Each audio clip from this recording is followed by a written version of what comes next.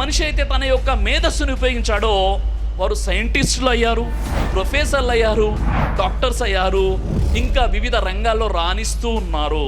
కానీ ఏ వ్యక్తి అయితే తన మేధస్సును ఉపయోగించలేదో అతడు చరిత్ర సృష్టించిన వారి పుస్తకాలను చదవడానికే అతని యొక్క జీవితం అనేది సరిపోతుంది. ఉదాహరణకి ఒక విషయం చెప్తాను. అదేంటంటే, మనం ఏదైతే ఈరోజు వస్త్రాలు ధరిస్తున్నామో, ఈ వస్త్రాలు ధరిస్తున్నామంటే దీని వెనక ఒక వ్యక్తి యొక్క కృషి ఉంది. ఈ వస్త్రాలు ధరిస్తున్నామంటే ఈ వస్త్రాలు ఎలా వచ్చాయి?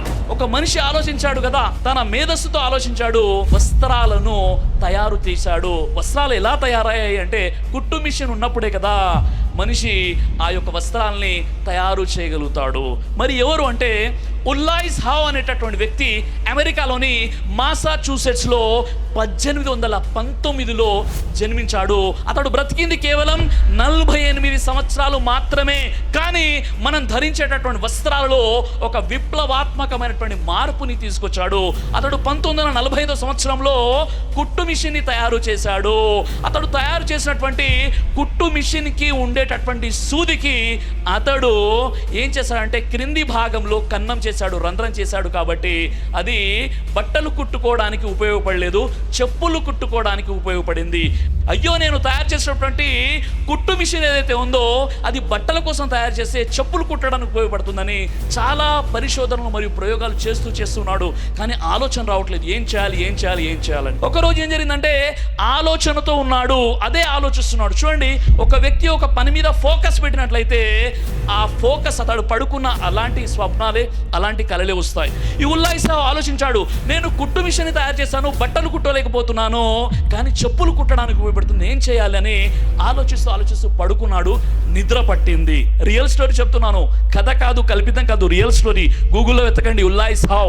అయితే అతడు ఆలోచిస్తూ పడుకున్నాడు, నిద్ర పట్టింది.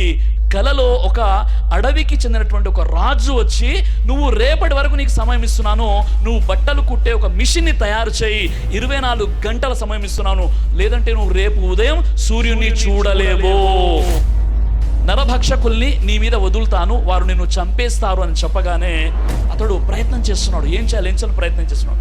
చాలా ప్రయత్నాలు చేశాడు, కానీ కుట్టు మిషన్ తయారు చేయలేకపోయాడు. ఉదయం అవ్వగానే ఇతడు రాజు వచ్చి చూస్తే ఇతడు కుట్టు మిషన్ తయారు చేయలేదు.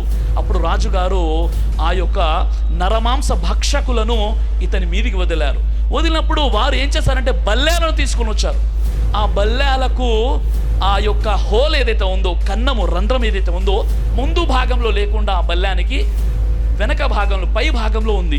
అది చూడగానే వెంటనే నిద్ర మేల్కొన్నాడు. చూస్తే ఉదయం వేకువజామున 4 గంటల సమయం అవుతుంది. ఆ 4 గంటలకు ఆ కళ నుండి బయటకు వచ్చాడు. ఆ కళ మెలకువ రాగానే వెంటనే తన ప్రయోగశాలకు వెళ్ళాడు. ప్రయోగశాలకు వెళ్ళి ప్రయోగం చేయడం మొదలుపెట్టాడు. ఆ కళలో ఏం కనిపించింది? బల్లెం ఏదైతే ఉందో ఆ బెల్లానికి ముందు భాగంలో కన్నం హోల్ లేదు, పై భాగంలో హోల్ ఉంది. ఆ కళను రిపీట్ చేసుకున్నాడు, నెంబర్ వేసుకున్నాడు, ప్రయోగశాలకు వెళ్ళి ప్రయత్నం చేశాడు. ఉదయం 9 గంటలకు ఎంత పెద్ద రిజల్ట్ వచ్చింది, ఎంత పెద్ద అద్భుతం అంటే, అతడు తన సూదికి ముందు భాగంలో ఏదైతే హోల్ చేశాడో అలా కాకుండా కాస్త పై భాగంలో హోల్ చేస్తే అది బట్టలు కుట్టుకోవడానికి ఉపయోగపడింది. ఉదయం 9 గంటలకు చాలా అద్భుతాన్ని సృష్టించాడు. అంటే ఒక వ్యక్తికి కళ ద్వారా ఇది ఎలా సాధ్యమైంది?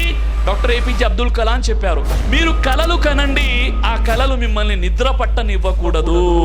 ఎలాంటి కలలు పట్టాలి అంటే, మీరు ఒక లక్ష్యాన్ని పెట్టుకున్నప్పుడు, ఒక విజయాన్ని సాధించాలని, ఒక సక్సెస్ వైపునకు మీరు అడుగులు ముందుకు వేస్తున్నప్పుడు, మీది గనక నిజమైనటువంటి ఒక మంచి సంకల్పం ఉంటే మీకు స్వప్నాలు, డ్రీమ్స్ కూడా అవే వస్తాయి. ఈరోజు చాలా విచారకరమైన విషయం ఏంటంటే, మన యువత ఎవరైతే ఉన్నారో వారి హీరోయిజం మొత్తం కూడా కళలోనే ఉంటుంది. నిద్ర మేల్కొనగానే జీరో విలన్గా ఉంటారు. అలా కాదు, కళ కనండి.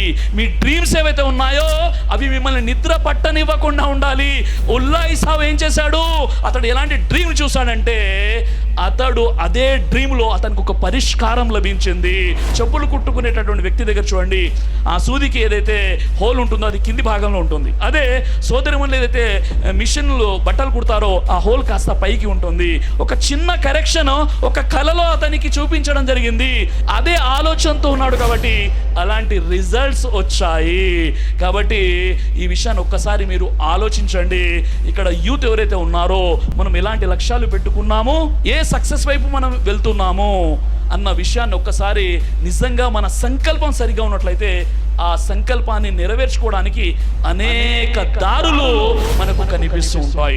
దైవ ప్రవక్త ముహమ్మద్ సల్లల్లాహు అలైహి వసల్లం వారు తెలియజేశారు, కడుపుకు సంబంధించినటువంటి అన్ని రకాల వ్యాధులకు అద్భుతమైనటువంటి ఔషధం తల్బీనా. ఇది దైవ ప్రవక్త వారి సున్నత్. మంచి ఆహారం, ఇమ్యూనిటీ బూస్టర్, ఇందులో షిఫా ఉంది. ఇది మంచి ఔషధంగా కూడా పనిచేస్తుంది. కాబట్టి పిల్లలు అయినా పెద్దలు అయినా ఎవరైనా దీనిని ఉపయోగించవచ్చు. అలాగే ఖురాన్లో దైవం తెలియజేశాడు, తేనెలో మీకు స్వస్థత ఉంది అని. కాబట్టి ఇక్కడ కనిపిస్తున్నటువంటి ఈ నెంబర్స్కి కాల్ చేసి మీరు ఇప్పుడే ఈ ప్రోడక్ట్ని ఆర్డర్ చేసుకోవచ్చు. కొరియర్ ఫెసిలిటీ కూడా ఉంది.